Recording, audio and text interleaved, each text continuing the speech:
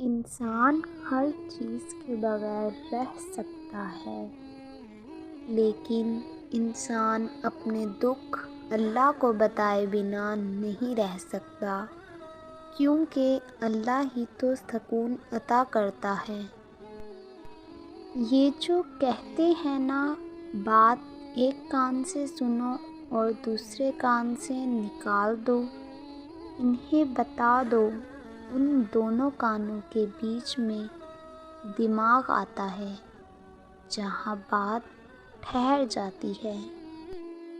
تم ہر شخص کو خوش نہیں کر سکتے، بھلے تم اپنا سکون کسی کے لیے کتنا ہی برباد کیوں نہ کر لو، پھر بھی وہ شخص تمہاری نیت یا تمہاری مخلصی میں کوئی نہ کوئی نقص نکال ہی لے گا۔ ہر وہ شخص جو آپ کی زندگی میں قدم رکھتا ہے، اس کے آنے کا کوئی نہ کوئی سبب ہوتا ہے۔ کچھ آپ کو محبت کرنا سکھا دیتے ہیں، کچھ لوگ محبت نبھانا سکھا دیتے ہیں، کچھ صبر کرنا سکھا دیتے ہیں، تو کچھ خواب دکھانا، اور کچھ لوگ انہی خوابوں کو پورا کرنے کا حوصلہ دے جاتے ہیں۔